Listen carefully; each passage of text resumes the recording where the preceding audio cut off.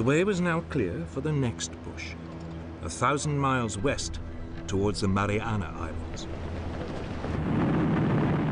If captured, the islands would put the Japanese mainland within range of US heavy bombers.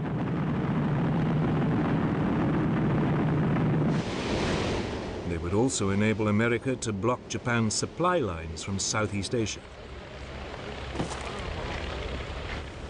On June 11, 1944, the US started to soften up the 3 main islands in the Marianas.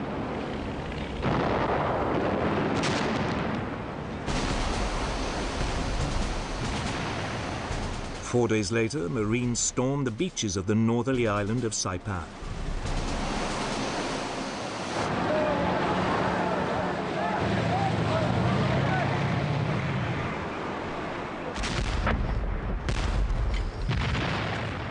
This time, the terrain was mountainous, with many caves, and the preliminary bombardment had not disrupted the Japanese defenses as much as had been hoped.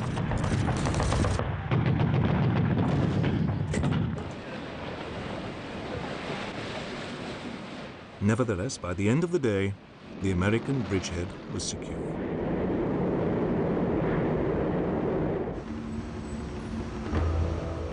In Tokyo, the news caused mounting alarm.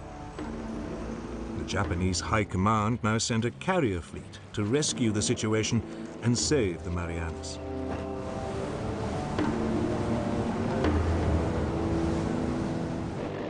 But the task force was spotted by US submarines. The Americans sent their main carrier force to intercept the Japanese.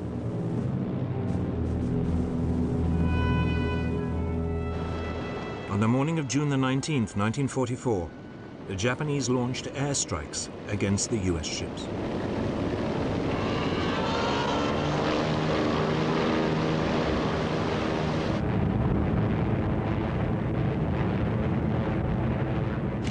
But US radar saw them coming.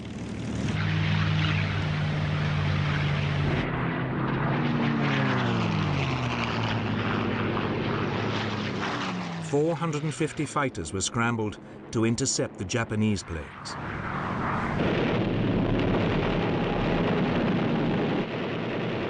It turned into the largest aircraft carrier battle ever fought.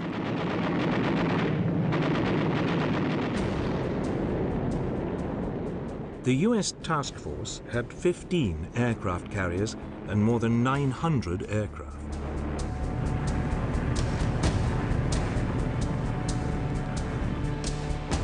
Ranged against it, the Japanese had 9 carriers and nearly 500 aircraft.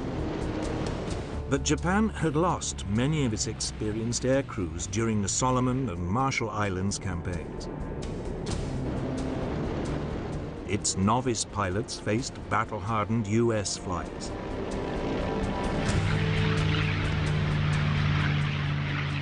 The Japanese were outgunned and outfought.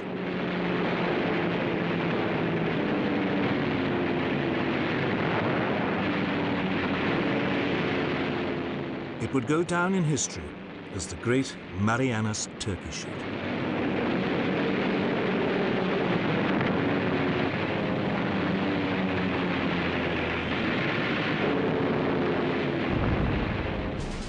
Half an hour into the battle, a torpedo from a US submarine hit the newest and largest Japanese carrier, the Taiho, while she was still launching aircraft.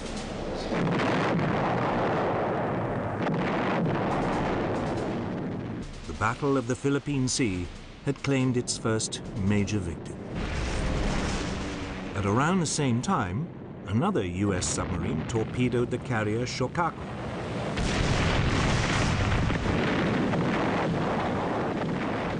She was completely destroyed. Nevertheless, the Japanese commander decided to continue with the operation, hoping to stop further US landings in the Marianas.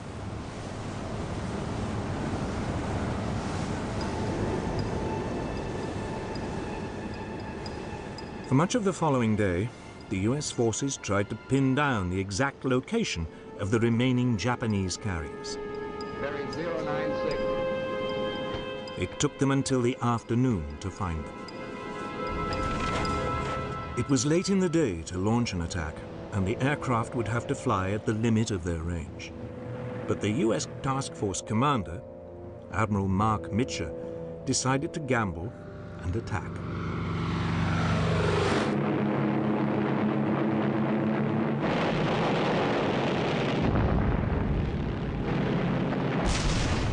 A third Japanese carrier, the Hayo, was hit and sunk. The Japanese had lost over 300 aircraft.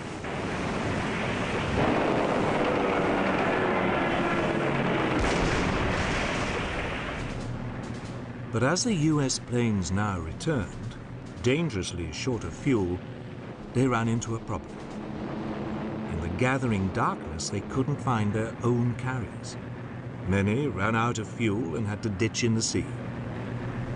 Mitcher, in an act of extraordinary courage, ordered his carriers to switch on their lights to guide in the returning aircraft. Fortunately for the Americans, there were no Japanese submarines to see them.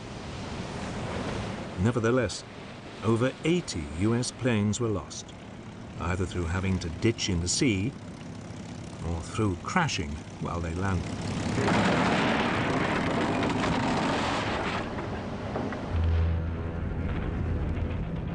But Japanese losses had been even greater. 3 carriers and most of the aircraft needed to equip its remaining carrier fleet were gone. From now on, the United States Navy would dominate the Pacific, striking when and where it wanted.